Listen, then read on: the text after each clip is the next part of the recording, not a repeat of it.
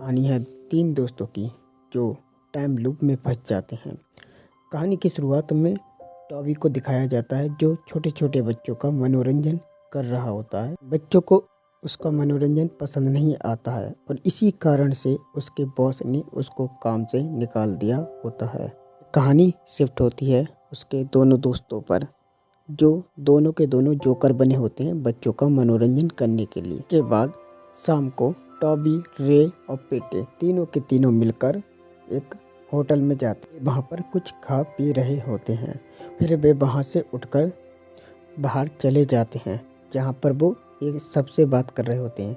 वो बोलते हैं कि तू कहानी सुना, तूने जो कहानी वगैरह लिखी है, क्योंकि उनमें से एक किरदार जो रे था उसको कहानी लिखने का शौक था। तभी वो दूसरे बार में जाते हैं और पीना चाहते हैं।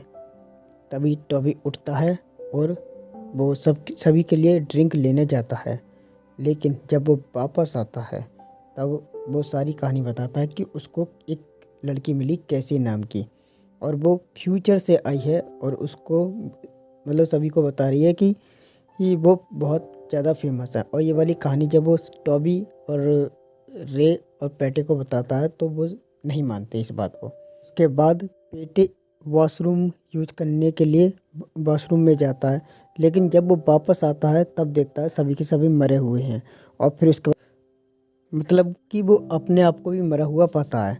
और उसके बाद वो वापस से वॉशरूम में जाता, थोड़ा सा सोचता, और उसके बाद जब वो वापस दोबारा से बाहर जाता और अपने दोस्तों को सारी कहानी बताता तो कोई भी यकीन नहीं करता। वो बोलते हैं कि चल तो चल, हम दोबारा चलते हैं। और वो दोबारा जाते हैं और वो दोबारा सोचते हैं वही चीज़, एक एक करके सारी चीज़ें दो। फिर तीनों के तीनों दोस्त बाहर आते हैं और बाहर आकर देखते हैं कि वो समय से आधा घंटा पहले आ चुके हैं। पहले जो जो उनके बीच में घटनाएं घटी थी वो सारी की सारी देखते हैं। टॉबी उन दोनों को एक छोटी सी जगह में दुबका देता है और किसी और के आने का इंतज़ार करता है। तभी उसके बाद वही लड़की जो कैसी होती है वो उसको आती हुई मिलती है और वो उसको सारी की सारी कहानी बता। फिर कैसी वहाँ से जाती है और खिड़की से जाकर वापसी दोबारा से आती है, तो उस टॉबी के लिए वो 1 सेकंड होता है, लेकिन कैसी के लिए वो 6 महीने बीत चुके होते हैं। फिर कैसी बताती है कि वो जो टाइम मशीन ख़राब हो गई थी वो टाइम मशीन सही हो गई है, अब कोई प्रॉब्लम नहीं होगी। के बाद टॉबी अपने दोनों दोस्तों से, रे और पेटे से, बोलता है कि अब कोई प्रॉब्लम नहीं है, अब हम अपन बाहर चल रहे हैं, टाइम ट्रैवल मशीन बिल्कुल सही हो गई है। लेकिन जैसे ही वो गेट खोलते हैं तो वो दूसरे समय में फिर से आ जाते, अपने समय से इतने आगे पहुंच जाते हैं जहाँ पर पृथ्वी का अंत हो जाता है, मतलब सब कुछ ख़त्म हो जाता है।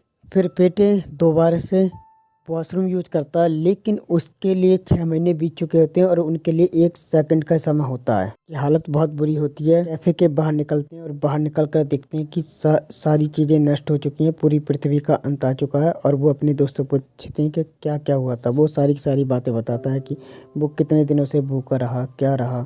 फिर उसके बाद तीनों दोस्त खाने का इंतज़ाम करते हैं और आग जलाकर बैठते हैं। उसके बाद रे जब बाहर निकलता है तो देखता है उन तीनों की पेंटिंग एक दीवार पर लगी हुई है, जिसको दिखाने के लिए वो सारे के सारे दोस्तों को बुलाता और दिखाता है। तीनों दोस्त एक बार फिर से बाथरूम यूज करते हैं, लेकिन वो जैसे ही बाथरूम यूज करते हैं तो वो फिर से पीछे टाइम में पहुंच जाते हैं जहाँ पर वो अपने आप को दिखते हैं।